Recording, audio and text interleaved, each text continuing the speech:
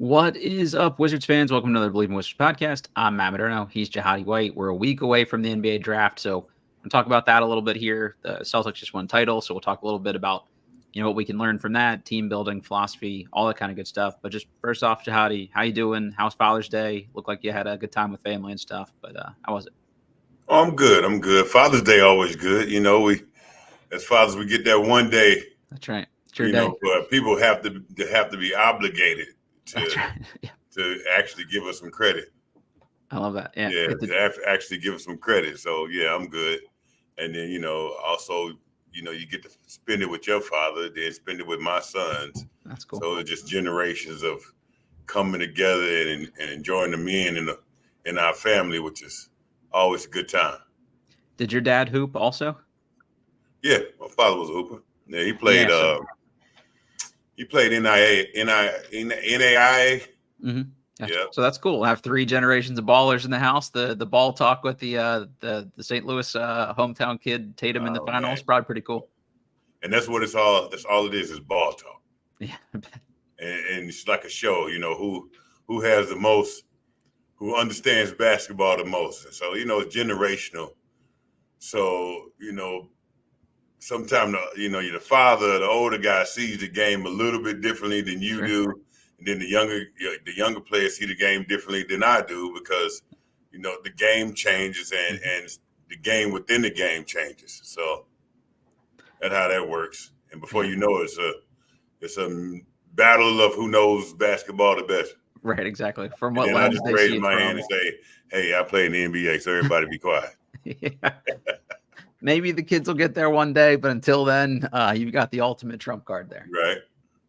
That's cool. Yeah, my dad is he loves every sport except basketball, so he tolerates that because I like it so much. But his one question for me was, have the Wizards drafted anybody yet? So the draft is next week. He goes, oh, I heard it's the worst draft ever. I was like, you thought that was the most Wizards thing? That's as little as he checks in, he knew that little detail of, hey, we're bad the wrong year. So math checks out there. You never know. We'll see. Hopefully we can make it one of the better drafts. Just because it's not a good draft doesn't mean that still isn't top picks. Exactly. I look at it that way. Yep. No, that's the way to do it. Hey, Giannis came out of the other worst draft of the century, right. So I wouldn't mind something like him on the roster. And sometimes a draft like this reveals the cream of the crop better. The cream of the crop stand out so much easier.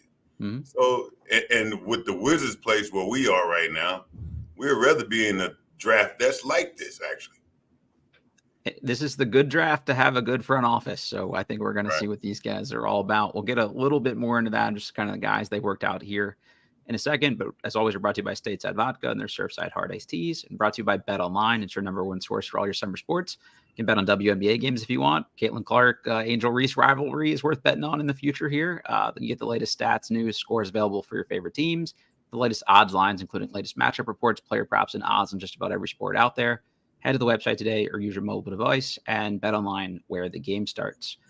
Just two quick things I want to read here. We love 5-star reviews on the show. If you haven't ever left us a review, there's always time to remedy that. But from M. Jax Jr., this is my favorite Wizards podcast by far. First and foremost, I love the consistency. Obviously, I know all podcast hosts have lives outside of a given show, but a lot of Wizards podcasts I've listened to throughout the years have no consistent schedules and episodes. An episode could drop one day, and the next one might not drop 3 weeks later. Believe in Wizards is very consistent, and during grad school in California, it was something I look forward to every week to make me feel connected to home. That's awesome. M. Jax Jr., we appreciate you. Glad we could give you a little taste of the DC area here. And then the other one we got was from the real OG Bobby. Excellent insight, clearly educated opinions, and solid guests, hopefully for the future of this franchise, and hope this podcast gets to see the team's grind come to fruition. Go Wizards. So we really appreciate that. This is a labor of love for us. So you guys taking the time to do that means it's extra motivation to keep going. So thanks and shout out those guys. Yeah, guys, we try to keep it consistent for you. And believe it or not, speaking for myself, we enjoy doing this just as much as you enjoy it. So yeah, absolutely. I'm glad you out there enjoying it. Yeah, it helps just to know somebody's getting something out of it too. So it's a little extra fuel for it. Also gets my wife off my case if I do a couple podcasts in a week a little bit. Hey, people actually listen to this thing. So that helps to have that ammo. So thank you all. Jahadi, the Wizards workouts, we used to get like a press release every time there was a new workout group from the old regime of here's who we're bringing in, what days, who's going together. Kind of, you could tell the structure of it. Oh, is there going to be a one-on-one or, individual workout or a 3-on-3 group, that sort of thing. We're not hearing that now. Everything is sort of like secondhand reporting. I've heard about a couple lower level guys from some of these lower tier agents I know where their guys are going to be coming into town, but never full workout groups. A lot of times they don't even know who their guys are going to be in a full group with yet. So seems like they're keeping this one a lot more close to the vest. That's something that, OKC was notorious for. So we're seeing that maybe, come over with these new guys. But we do have some names that have come out. Alex Sarr has been in. Donovan Clingan from UConn has been in. G League Ignite Matas Buzelis has been in. Colorado and younger brother of Jalen Williams, Cody Williams has been in. Tyler Smith, also of the G League Ignite, has been in. So those are probably the highest profile names of the group that I've caught so far. Those are the ones probably likely to go in the lottery. Just any thoughts on those kind of guys so far? Any kind of takeaways or common theme you see from those names coming in? They're all kind of forward/centers, which I thought was interesting. None of the guards have been in yet. Well, they're all bigs and they're all forward/centers. Some guys are more versatile than others, right? Yep. So, which means it looks like they're really trying to target size, right? And so, obviously, to me, the best guy out of the two, in my opinion, is Alex Sarr. Sure. He's long, he's athletic, very physical. He got physical. He's a rim protector. Yep. And like you were mentioning before we started podcast about the guy, the big center from Atlanta. Oh, Clint Capella. Yep. Capella. To me, if you get a Alex Sarr type, you won't need a Capella type. To me, and then I really like. My second favorite out of these 5 guys is Matas. Yeah, he's pretty good. I'm assuming you saw him on the prep circuit and stuff too. Yeah, I like him a lot. I think he's probably the most natural hooper. Okay. Out of all the guys that they're looking at, even for his size. He's you can always see a guy's natural hooping ability, the feel for the game, the natural twitch that he has. And he's the most versatile guy out of these guys too. So let me ask you a question about him real quick, because I didn't really see him at all in any of the high school levels, whether it's EYBL or whatever the case may be. But I've seen him a decent amount with the G League Ignite, and I've talked about this on the show before. That was a weird fit. No real point guard, a lot of forwards. That just kind of, the roster construction seemed to kind of hold him back a little bit.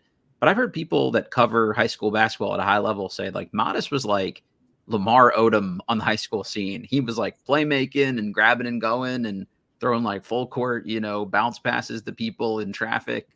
Is that kind of more how you saw him, as like a playmaker type? Like I said, he's the most natural hooper. He's probably the guy that has the most instinct for the game. Just in every facet, like in every lane of the game, passing, facilitating, reading, cutting, spreading the floor, running the floor, field, like can get downhill, dribbling full court. He's to me, he's a guaranteed scorer type, right? He can fit in any system type. Yeah. So I think between him, I would almost take him number 1. Wow. Okay. Like when I'm over Sarr, depending on what the feel of what we need. It seemed like the Wizards are more targeting the big, but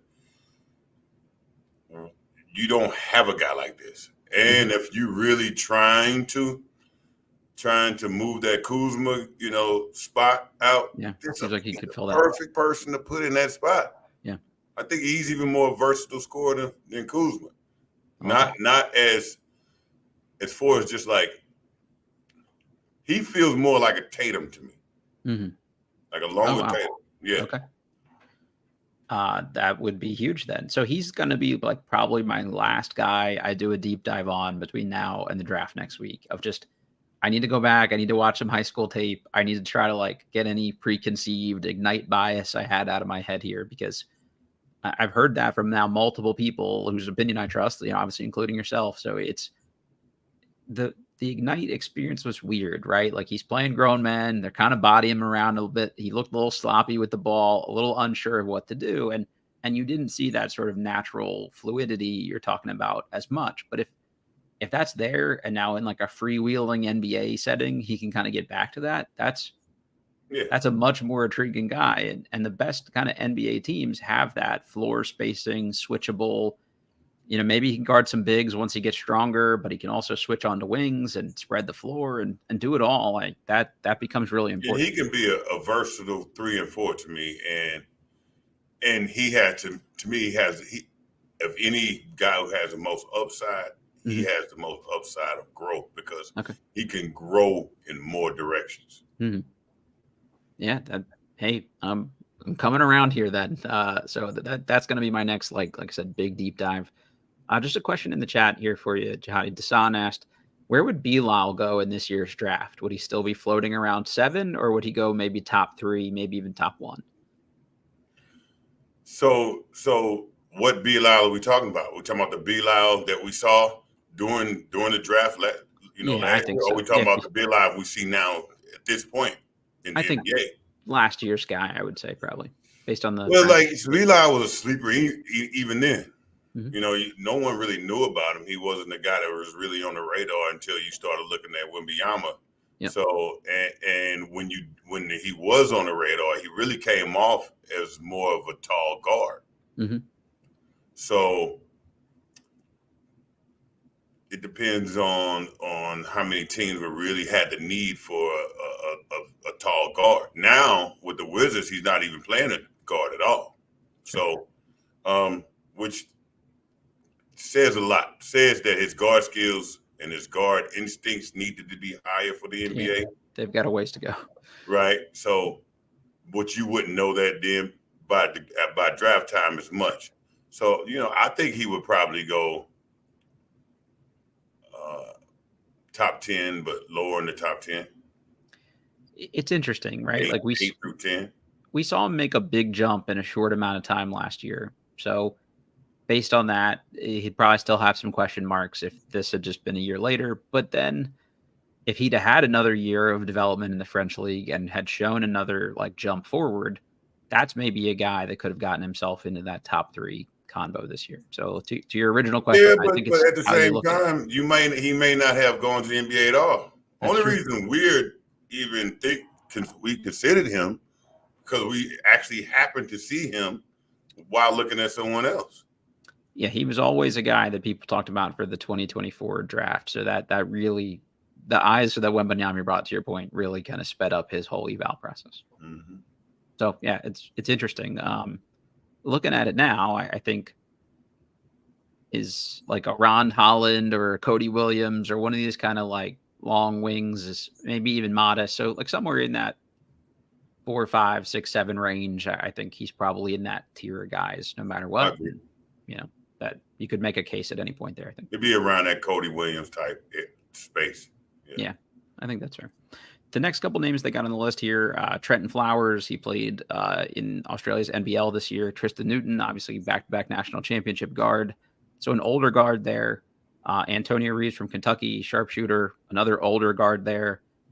You've got Keenan Blackshear in Nevada, another older guard there, senior guard with a little bit of playmaking. Got Taron Armstrong, played in Australia's NBL this year too, so they must be really scouting the NBL here.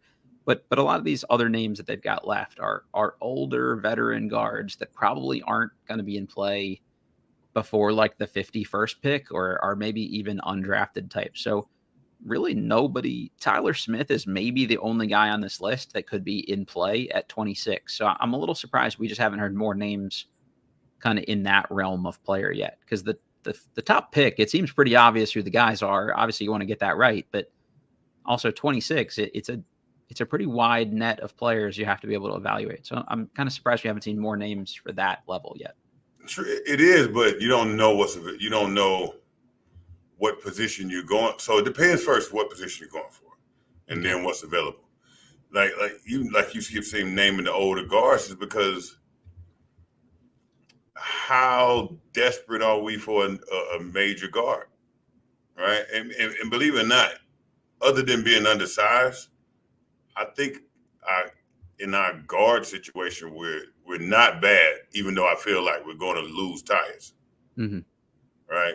And so then again, we need another guard, but I don't really feel like in the guard situation is bad. Also, if you look at the NBA now, the bigs are becoming obsolete. The next thing that's becoming obsolete is guards. Because everybody's a 6'9" guard now. Anybody bringing up the ball now, so you don't really need you need a shooting guard more than you need a point guard. Sure. Right, and everything is systematic now. So with the systems that are running, you don't really need a guard. Think about who brings the ball up for Dallas this entire playoffs. It wasn't Kyrie. Right. Yeah. Luka, Doncic does Have you ever considered Luka a guard? Yeah, he's kind of a hybrid. Point guard.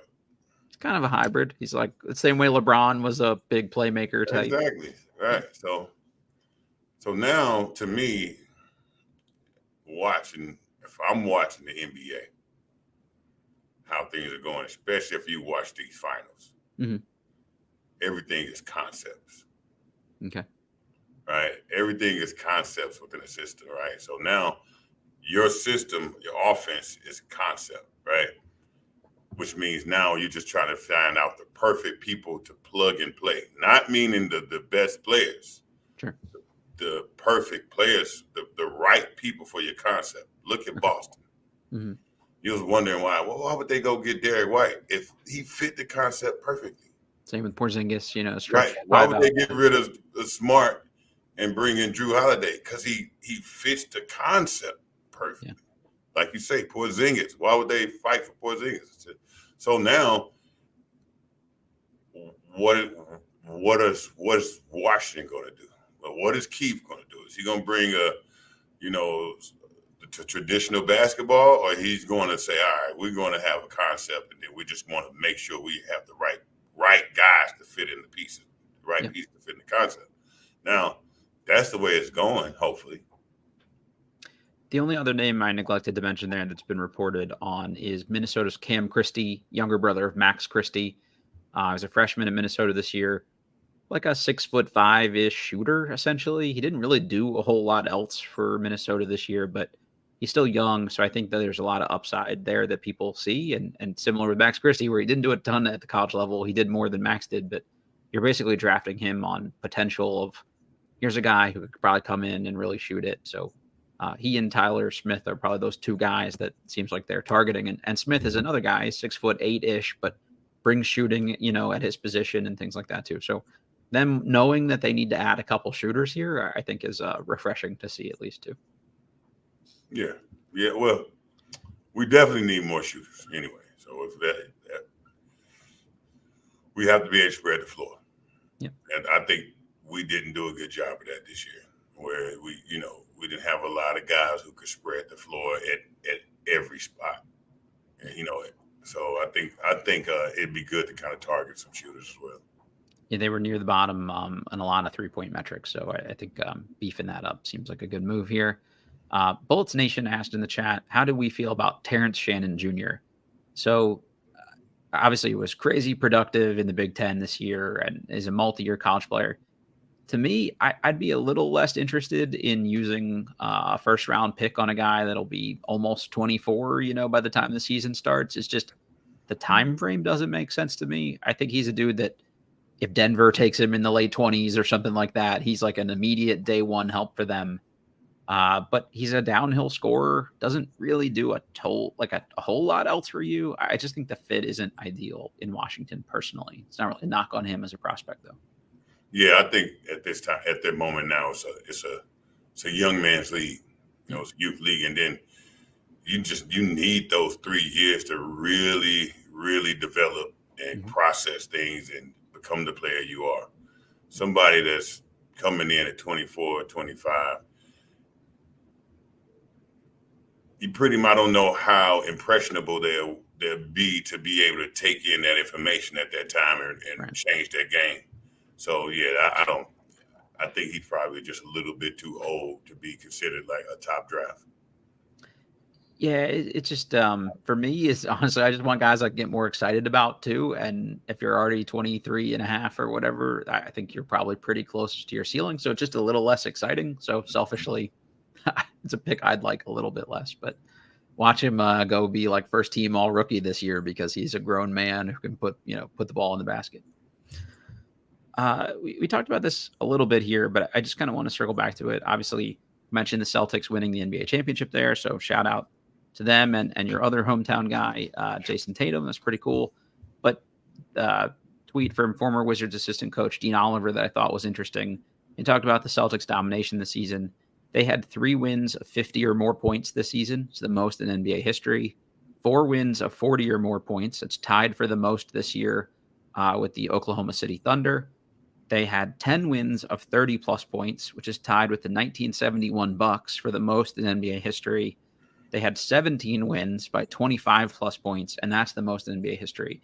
So people talk about how they kind of waltzed through the playoffs and they had this easier run or whatever. They smashed everybody all year, and that's with guys that were sort of limited by injuries. You didn't get a full Porzingis. You didn't get a full Horford. Like, they built a team where they didn't have to rely on those guys to, like, slog through the regular season all night, every night. I guess just, are there any takeaways from how they built their team that you would like to see applied to how the Wizards are trying to build out their team? A lot. Okay. I mean, like you said, every guy in every position with the Celtics could do at least 3 things. They can shoot, they can drive, they can facilitate. Defend, most of them too, and defend, so forth. And they're all two-way players. Right? So they're all two-way players. But if you notice, other than Jaylen Brown, to me, every guy on the Celtics team honed their game inward, like to the point to where they say, okay, I'm going to do less than what my natural game is. Yeah, they sacrificed, right? Right, sacrifice to fit what we're doing here. Derek White maybe taking less shots, but was able to really move on offense more, get the ball moving. Drew Holiday ended up being a guy. Think about in the playoffs, he had more layups right under the basket. Pretty easy stuff, yeah. Then and he's the smallest guy out there. That was creative. I liked that. Right, his dunker spot made sense. Right, so they all sacrificed, and they all understood the sacrifice for the bigger picture, right? But they all had the versatility to do everything within the concept, even with sacrificing, right? Like Jason Tatum, he was usually getting you 30. He became the ultimate facilitator, right? When he could just shot every shot up. But what he did was, okay, let me learn this. So they all sacrificed, but they made sure. But to me, what the Celtics did was made sure they really got the right pieces. They didn't look for a lot of all-stars. They didn't look like, what was it, Brad Stevens? Brad Stevens, yeah. Brad Stevens, he has a knack for and a feel for exactly what he needs in that spot, right? And if you have a knack and an eye and feel for the game like Brad Stevens and understanding the exact player we need, the exact mentality we need, the exact, sacrifice, somebody who can sacrifice that we need. Yep. You can build a team like that because I was saying, the reason being is if you look at the Celtics, they were running a concept type of motion more than just not ISO heavy anymore. ISO free field motion. So everybody was role replacing, or okay, I'm a penetrating pitch, so I'm gonna draw I know which two men I'm drawing. So, okay, then that means that middle guy is open, not the wing guy, not the top guy, because then the middle guy slashes down. If not, Drew Holiday goes into the dunker spot. If not, Derek White lifts up, right? I mean, it's crazy. And if it's a pick and roll, it's role replacement on the pick and roll. So I'm just watching it like, wow, right? And they're moving so in tune and on the string to where it's impossible to guard. So that's a good point.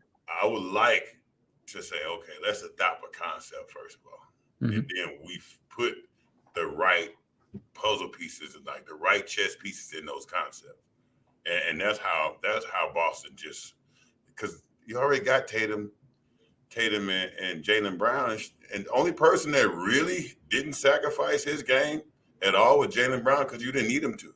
Yeah. Somebody had to go kind of alpha scorer because he had the best matchup. He's a top defender, and he gets downhill so fast and so powerful that you can't stop it anyway. What are you going to try to take away? What are you going to try to say? Hey, we need you to kind of ease off. Nah, don't need to ease off. And he's such a stoic, like sharp, like leader. Yeah. Concise. No, like it's just the perfect fit. I think if you're Denny Avdia and you watch this playoffs, Jaylen Brown is the guy I'd pay attention to. This is a guy that everyone said last year in the playoffs, like he literally cannot drive left. And that's something we've said about Denny for a couple of years. And this year they dared Jaylen Brown to drive left. And guess what? He did it, and he made him pay for it a bunch. So that's something you can add and work on. And this is a guy that, already made $55 million a year and is still in the lab adding parts to his game too. So I think that was pretty cool to see. The other part I thought that you hit on there that I think was worth circling back to is just they either added veteran guys who know what it takes to win because they've won on other teams, or guys that were clearly hungry to come in and actually win. Like a Porzingis, this is a dude that he's been an all-star. He's been a 20-point per game scorer. The only thing he hasn't done yet is win at a high level. And it's also someone that you could tell had the mindset of being willing to sacrifice. He did that in Washington. He let other guys take fourth quarter shots. Like they seem to just kind of like pull all the right cards or, play all the right notes to like make these guys kind of all fit in together. And there's a lot of mouths to feed conceivably. So like I said, guys had to sacrifice, and they all sacrificed like a little bit kind of equally, as opposed to like, you talk about like the LeBron, Wade, Bosh guys, like the third guy on the LeBron teams always took the biggest hit. Whereas this group, like everybody gave up maybe like 10% off the top. And that seemed to be like a little easier because they were all sacrificing together. So that's sort of like democratic approach to how we do this. And then certain guys, when they had the right matchup, then they got empowered to like, okay, now you go cook. Like Porzingis, like pull this big dude away from the basket and shoot every time you're open. Like they all got their moment to shine still, I think, which is cool. Yeah, I agree. Because I think I look at it as Brad Stevens also recruited a mentality. Mm-hmm. Yeah, that's smart. I'm going to recruit a specific mentality where, because up top, the first thing we're going to ask when they come in is to sacrifice. We need you to understand that. Yep. That takes a certain mentality, because NBA, that's the worst thing you can almost ask a guy to do. Mm-hmm. So, and then also, I also like, you got to get a coach, Mazzulla, some credit too. Yeah. Is how quickly he was playing the chess game with Jason Kidd. Mm-hmm. You've seen him out. As soon as Porzingis came out, he was pulling the big out. Mm-hmm.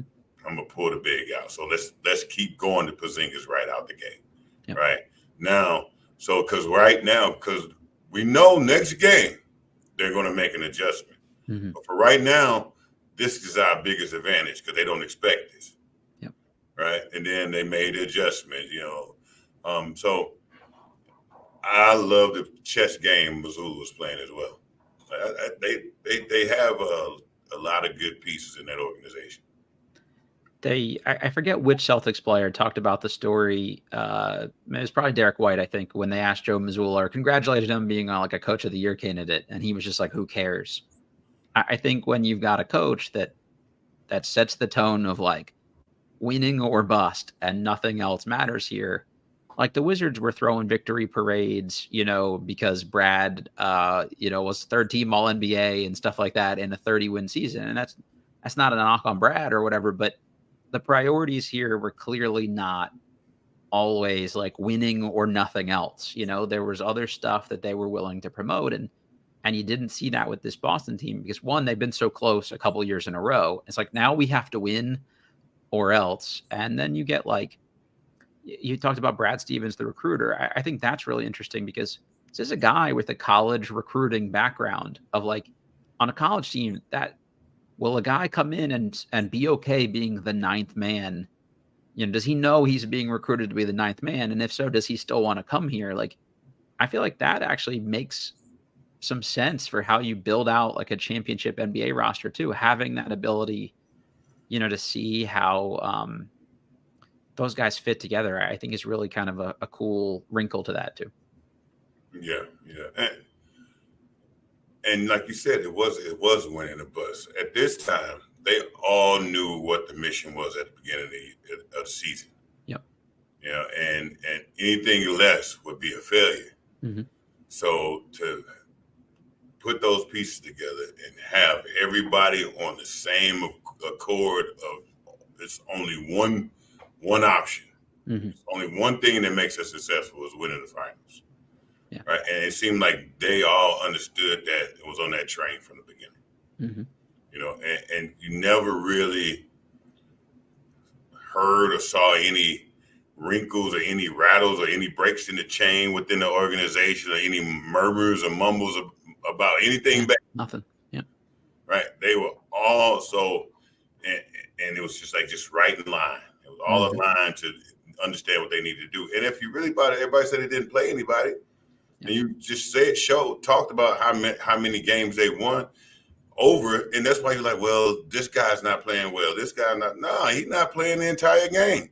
Yep. He gets to sit down in the third quarter when everybody else on every other team get to stay out there and coach because they were so much of a machine at the time. Mm-hmm. Yeah, those are all great points here. Merle in the chat said, hit the like and subscribe button for us. Yes, thank you, Merle. Appreciate that. Everybody, please do that for us. This helps us get the word out about the show to everybody. Josue said in the chat that for all their talk about offense, I believe the main catalyst for the Celtics this year was their defense.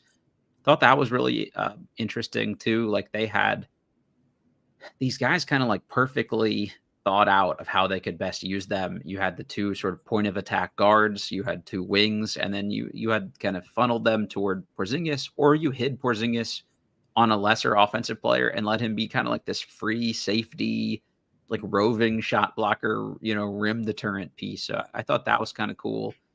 The other piece I liked about this Celtics team is just there's continuity there. Like obviously they added a couple new guys, but this core has been together for multiple years. And I think them not panicking to blow it up actually helped them. Like they moved a few, pieces. Like you obviously swapped out Marcus Smart, you bring in a Holiday and Porzingis and guys like that. But the main core are guys that have been there and fit a couple years. And I do think that is kind of an underrated thing with these NBA teams sometimes of just like, we'll blow the whole thing up and it'll just be so easy. Like having guys, like it takes a few years to get over the hump. And now once they've done it, I wouldn't be shocked to see Boston win another title in the next couple of years too.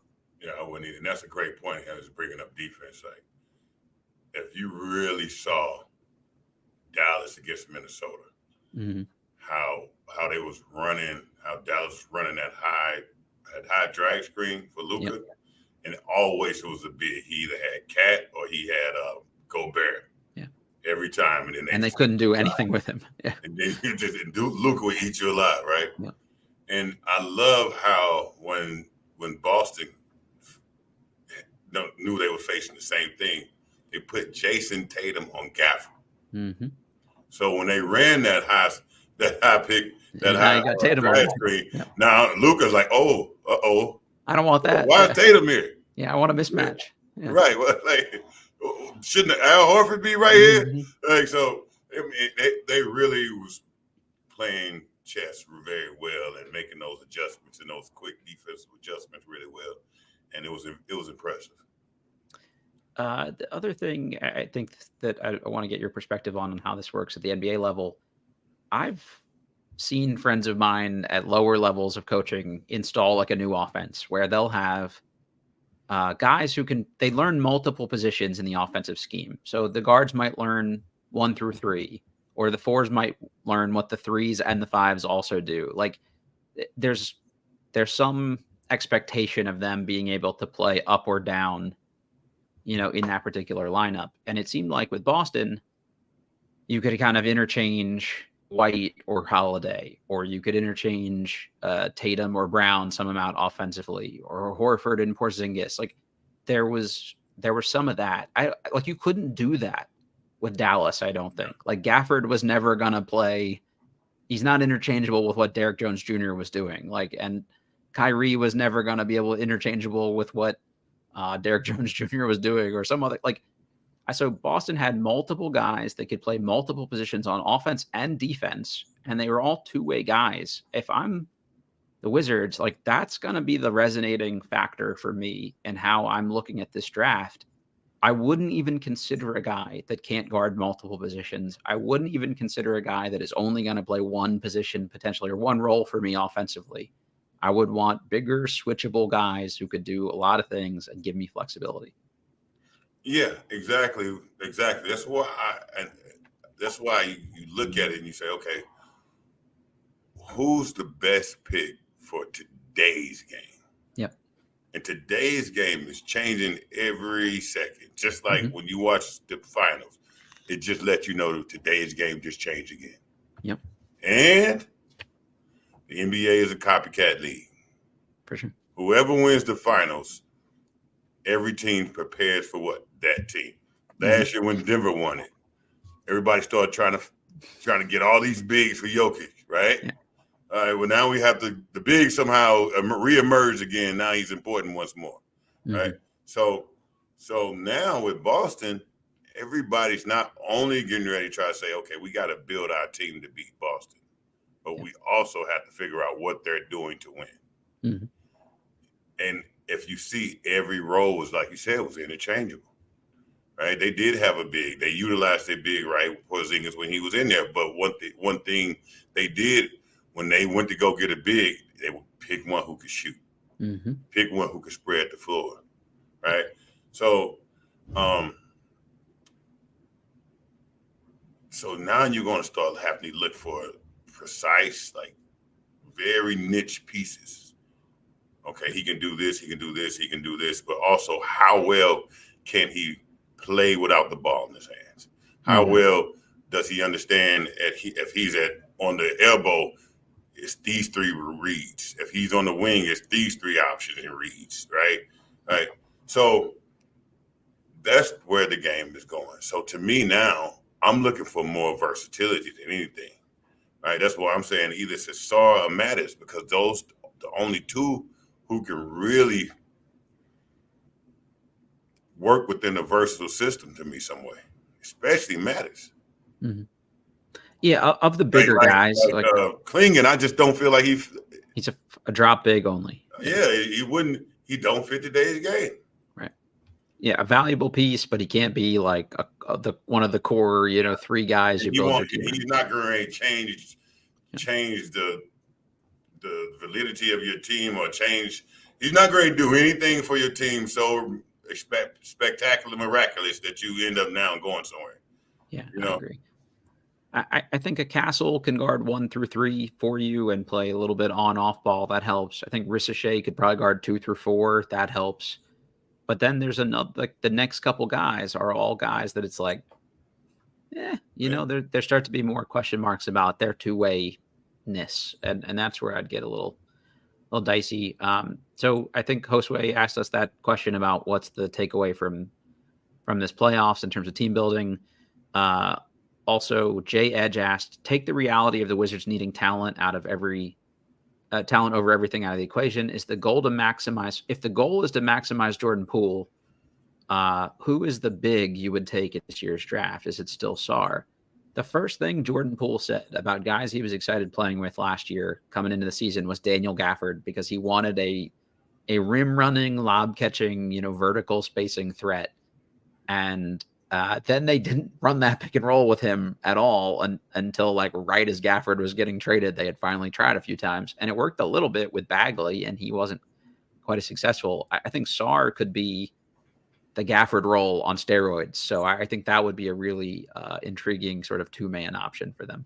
Well, I agree. I think Sarr is that perfect guy to be a rim runner and lob catching. But at the same time, when Gafford and Poole was there, Poole didn't really have a lot of facilitating responsibility. Exactly. Yeah. So, now Poole, just like Celtics, Poole, his responsibilities came more, but also his shots now, he's not taking as many shots. He's more of a limited player. Say, okay, we need you to do these things for the system for us to win, and it's working better. So now you get a rim runner, and you get a Poole in there the way he was playing at the last of the season. He's perfect. So yeah, I think a Sarr would be that exact person. Yeah, I'm totally with you. Similarly related, Catman of San Marcos asked, how do you go about projecting upside for players like Sarr and Ricochet, specifically as international guys? So for the Wizards at 2, having a high floor doesn't seem to be the point. This pick has to have star possibilities. If the rebuild isn't going to take years and years, still, how do you guys go about assessing the upside of these younger players? So for me, like, I don't think you're going to get a star. I think that comes in next year's draft. Not that you can't, but the chances of it are lower here. If you can just get a really good contributing long-term rotation piece, like Sarr to me is probably only ever the third or fourth best player on a good team, even if he hits like his ceiling. But that's still really valuable to me. I wouldn't call that a star. Like, is he going to be a max contract guy? I can't really see who that guy is from this group. So I would want somebody that's got a safe floor that they'll definitely contribute, but also still some ceiling. Like the Dalton Connects have a high floor, but a low ceiling to me. That doesn't make sense. A Sarr has a high floor, but still has some ceiling. So I think that's kind of how I would look at it. I wouldn't be looking for a star right now. Yeah. I'd be looking for some good players, right? Right now, to me, if you put in a sound group of players that can really, really function together and make an impact, they're going to go somewhere without a star. And then you really find your star. And sometime within that function, a group of great players, a star emerges on his own. Right. You could develop into that for sure. Right. So, yeah, I think it would be a mistake to go out and try to get a star. And now you've seen everybody who has done that in the last few years, it turned out shitty. Phoenix turned out shitty. Like that don't work no more. A big three doesn't work anymore. A big two doesn't work anymore. Build a cohesive team that fits together. You need a cohesive team, because now you're not going to beat the Celtics with 2 stars. Right. You need a cohesive team that functions on a string, offensively and defensively. And whatever guy they draft, I would be looking at guys that whoever that star is they eventually get, these guys kind of fit with them no matter what that is. Like, could you play a Ricochet off of Jokic? Yes. Could you play him off of Anthony Edwards? Yes. Could you play him off of Tatum? Yes. All those same things apply to Sarr as well. A Castle, like we just saw the value of a Drew Holiday, Derek White guard who can play off ball some or create some offense for you some and lock down another guy's, top perimeter players. Like, those are the guys to me that no matter what way your team builds out, they all kind of fit. I think if the best version of Matas, hits that, he can do that as well too. So like, those are the types of guys that would be interesting to me. These one position only kind of guys, like Klingon locks you in to playing a certain way. And let's say your eventual star is like a low post, Embiid type. You can't play them together. So I would just want more future flexibility as I figured out what direction my team was going to go. Yeah, you're right. Stars now dribble the ball 8 times in one position. Yep. You don't see that. You don't see it. It's going away. It's like we We need you to dribble 8 times per game. Right. And you might have so I think it's overhyped, and now the new stars are just different. Mm-hmm. Yeah, like Klay Thompson is an interesting one, right? I've heard people say Reece Shea, he can't dribble, so he has no value. It's like, I'm not saying he'll be Klay Thompson, but you saw how valuable a guy is that just moves off ball, and the gravity he brings just by being a knockdown shooter who plays high level defense. Like, there's still a really important role that guy can fill on a lot of teams. And he didn't have to get in his bag or have these dribble combos to do it. It's, you have to chase him at all times, and the movement and the positioning is also key too. So that's another thing I would look at. The most ultimate star right now that you see, Steph Curry. Yeah. Remember how much he used to pound the ball. Yeah. Think about him now. Yeah. He may be only taking maybe 10 to 15 dribbles a game total. He can do it. It just he doesn't have to rely solely on that. And actually, it's an easier game that way. So the stars are changing. Yeah, I agree. Along those lines, Soju Saki asked, "Does Corey Kispert resign here?" I think we talked about this a little bit a couple episodes ago. To me, again, I would want to prioritize two-way guys. We haven't seen a ton of growth from Corey defensively. I think he's more your off-the-bench shooting specialist. So I would offer him a contract that reflects that. And if he's on board with that, great. If he's looking for $15+ million a year, that'd probably be too rich for my blood.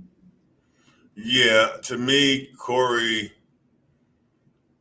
Kispert, if he does, great. Yeah. We definitely can utilize him. Yeah, we need shooting. That helps. We need shooting. But only thing he is to say, go out there and put up some shots. Mm-hmm. Right now, that's how I see him. Yeah, I agree. Guy can put up some shots, mm-hmm. right? And not two-way. Yeah. I don't really know how good he wants to be within the game. Within the game, if mm-hmm. that makes any sense. Yeah. Right? You always been able to do this, and you do it well. Mm-hmm. But we have to now have defense. We have to now, you got to read. You got to be a vocal leader. You have to be a slasher. You got to be a rebounder. You have to make the right, probably you may have to do a cut and get a quick one and then swing it real quick to the right guy. All of those things to be what the Wizards want to be until he puts in his head that he has to completely embody those things. Yep. You can give it. Sometimes you can take him or leave him. To me, he's like strictly a play finisher. And in that, I mean, he's either hitting the three or he's attacking closeout. And he finished, like, his rim finishing this year was elite for a guy, of his archetype. But he wasn't like skipping the ball to the next guy or creating for anybody else. We didn't see much stride on the defensive end. You mentioned the rebounding is kind of meh. Like, you got to give me one other thing at least. If I think you can create a little bit for somebody else, or you can be, better than average defensively, then we'll talk. And it could be, hey, like, he's in that same position Denny was in coming into this year. So maybe we see that growth and it just took a little more time. So I think this is a big year to decide what they're going to do next contract or not. It all comes down to the trust factor. That's fair. Yeah. Do I trust you to, keep getting better? Keep getting better. Yeah. No, I think that's kind of the next big one, is like that's kind of the next impending contract domino for them. And they've gotten Kuzma on a good deal, Denny on a good deal. I think being able to get Corey on another really friendly team deal here would help them a lot too for future flexibility. I don't know. Okay. You mean you don't know if they can get him on one, or you don't know if that's a good thing? I don't know if you can bring somebody in with more versatility. Okay. Just not enough not enough from him. So if you could get somebody that does more, is that better? You're a younger guy with versatility. Yeah, right. Think about it. A younger guy with versatility with a lot of upside that you can say, all right, well, we can easily make you do the things Corey was able to do. If you draft Ricochet, does he make him expendable? All of these other things in your bag already. Right. That's a good point. Yeah. So which now if you find that guy, then that doesn't mean it has to be a superstar or anything. Yep. Right? That fits that piece fits in the same spot. Sure. And if that's not, how hard is that to find? I think there's a couple of those guys in every draft that fit that sort of specialist role, six man scorer type. If you draft Ricochet, he's bigger Corey on offense, I think. Maybe not quite the same rim finisher yet, but he's also tall and skinny and will grow into that. And probably already a better defender. So, like, do you need Corey anymore? On a cheap couple-year deal. Making my point, baby. Yeah, I'm 100% with you. I think that makes sense. He's not such a rare gem. He's effective. Yeah.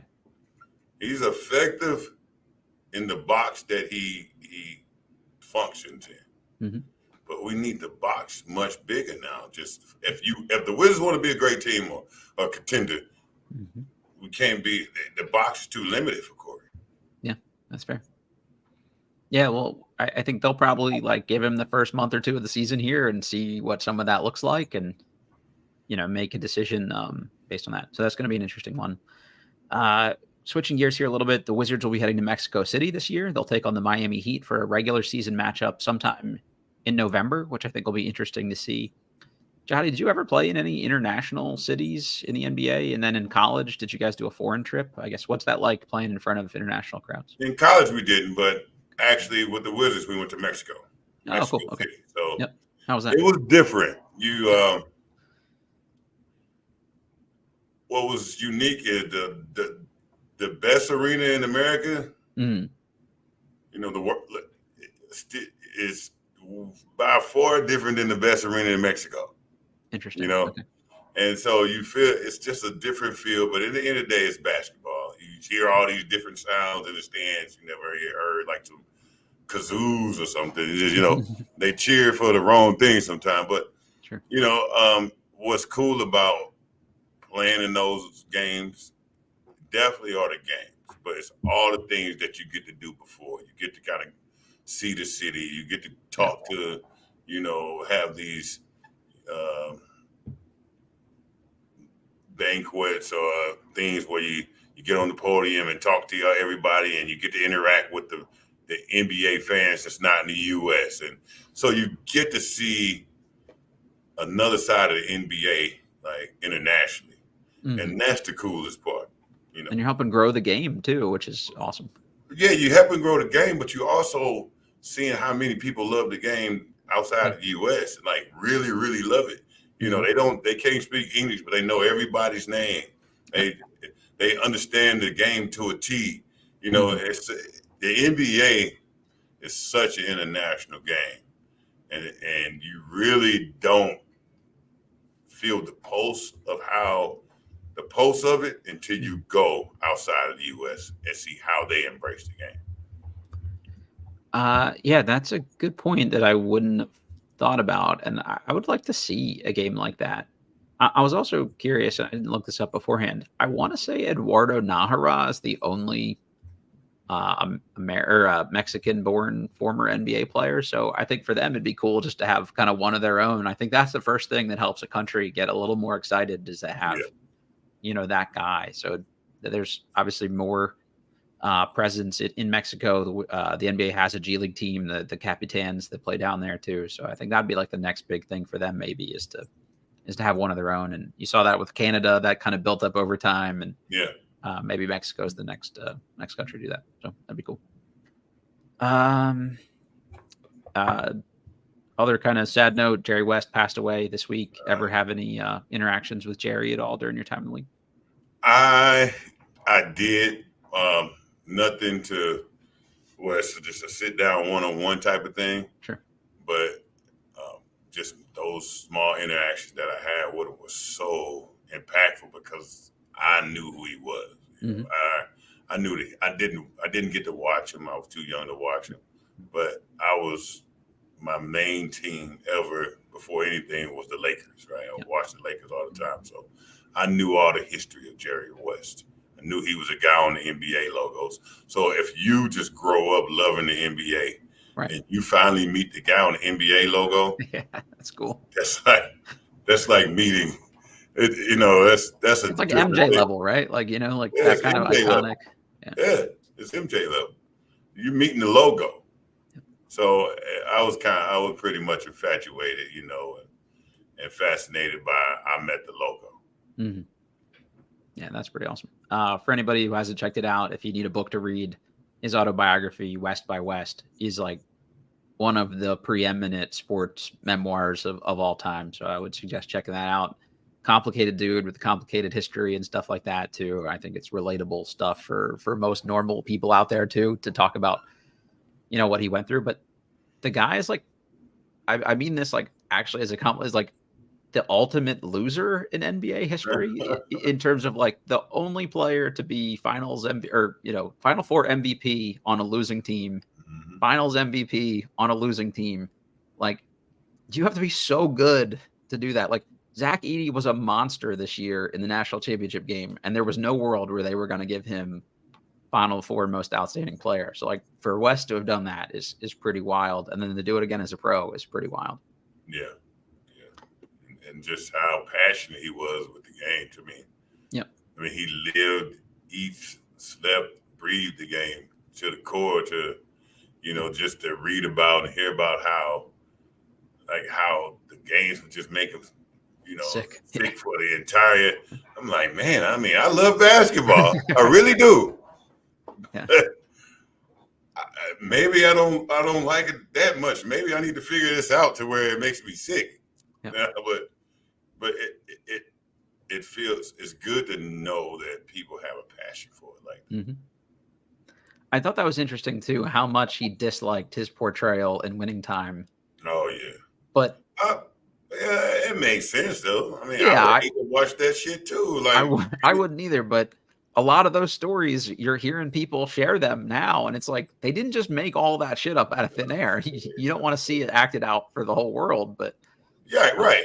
Yeah. And I think that's what it is. Because in the end of the day, like you said, if winning, losing in the finals makes you that sick always, to the point to where like you want to fight people outside, and one person like, if you can't say that you were that way, yep, and then the portrayal of Winning Time is over exaggerated. Exactly. Yeah. Like ways. Yeah. Those two fit perfectly. Mm-hmm. You would think that's the same person, and nothing wrong with that. Yeah, I agree. I mean, if you love the game and like an NBA player, lived, eat, slept the game, and breathe, like everything is the core, and this game gave you everything you could even imagine. Mm-hmm. You cherish a player like Jerry West to react to the games like he did. Yep. Because it's the game. This game deserves that. Mm-hmm. Yeah, I think that's well said.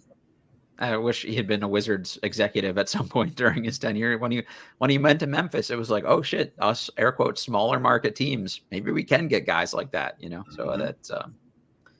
That's pretty cool. All right, yeah, I just figured we had to mention that. So impactful to the game, and him and Bill Walton, and kind of in a month is a tough month for the NBA legends. But shout out to them and for all they did for the game. John, I think that's really all I have for us this week here. Anything you want to leave us with? Final prediction for the draft next week?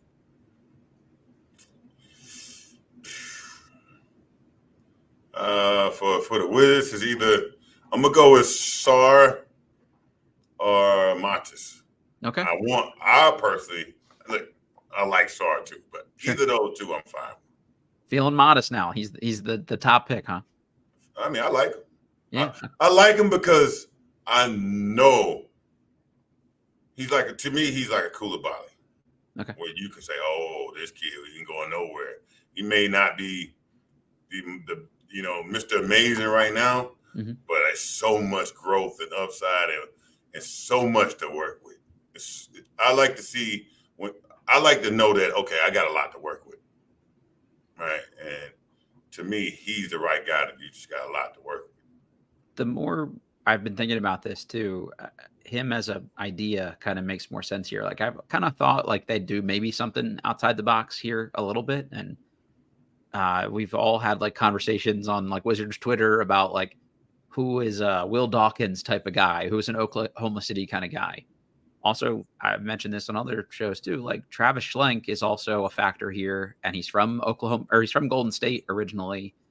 And Golden State loved taking guys that had that high school pedigree that didn't necessarily pop in their 1 or 2 years of college, but they had that foundation of doing more and showing more, and it's kind of had mixed results for them.